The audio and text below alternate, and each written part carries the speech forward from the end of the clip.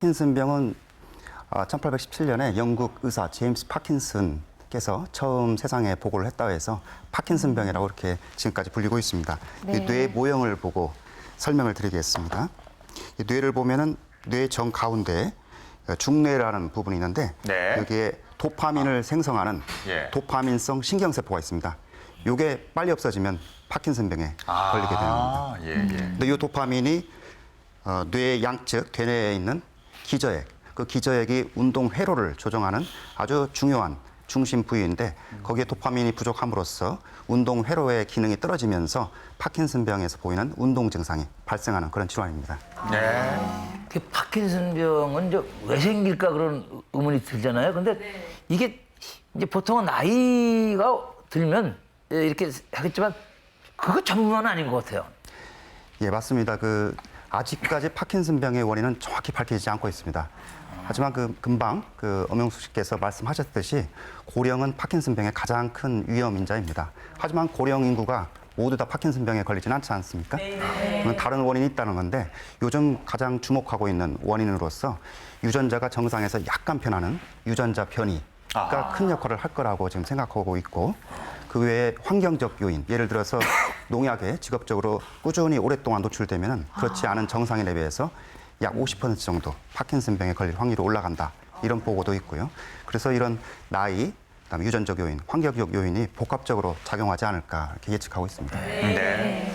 사실 치매나 알츠하이머에 비해서 이제 근래 들어서 조명되기 시작한 것이 파킨슨병인 네. 것 같아요. 그러면 우리가 일상생활에서 요즘에는 이제 급격히 이제 증상이 알려지기 시작하면서 많은 분들이 발견되고 있어요. 새롭게 우리가 파킨슨병을 의심할 수 있는 가장 대표적인 증상들에 대해서 알아보겠습니다. 첫 번째 볼게요. 다리입니다. 다리.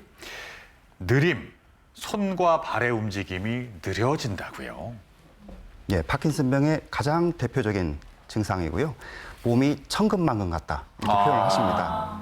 그래서 심한 경우에는 거북이보다 느리게 걷고 아주 심한 경우에는 전혀 움직일 수 없는 그런 증상이 발생하기도 합니다. 네. 그래서 항상 기운이 없고 맥이 없고 힘이 빠진다 이렇게 표현들을 하시죠. 네.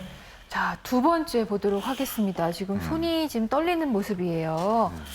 떨림입니다. 가만히 있을 때 손, 발, 턱이 떨린다.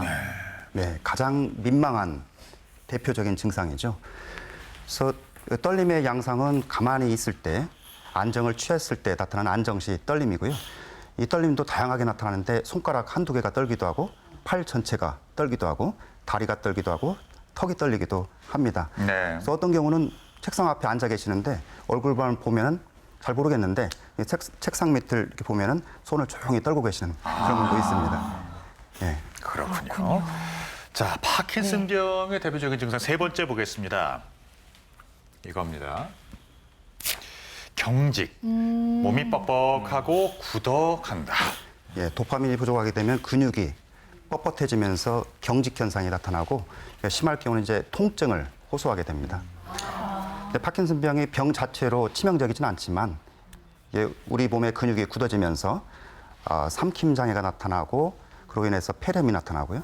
넘어지기도 하고 골절이 돼서 사망률이 이렇게 증가하는 그런 질환입니다. 네. 자, 마지막 네 번째 보겠습니다. 자세 관련된 거예요. 자세가 불안하대요. 걸을 때 자세 잡기가 어려워진다. 걷기가 힘들어지나 봐요. 예, 이제 움직임이 굉장히 둔해지면서 네. 보행 장애도 이제 발생하게 되는데요. 걷게 되면 보폭이 좁아지면서 점점 빨라지게 되고 그러면서 넘어지게 되고 특히나 쭉 걷다가 돌아서게 되거나 방향을 바꾸려고 하면 자세 유지가 안 되면서 쉽게 넘어지는 그런 현상이 발생하는 게 특징인데요. 더 심한 경우는 걸음을 시작할 때 발이 땅에서 떨어지지 않아서 아주 곤욕스러운 보행 동결 현상이 발생합니다. 네. 그래서 엘리베이터 문이 열렸는데 나가지 못하거나 타지 못하는 경우 또 지하철 문이 열렸는데 내리지 못해서 다음 정거장에서 내려야 되는 경우 아니면 횡단보도를 건너야 되는데 보행신호 등이 켜졌는데 그걸 못 건너고 보행신호 3번, 4번 만에 건너게 돼서 서러워서 이렇게 우시는 분도 있습니다. 예.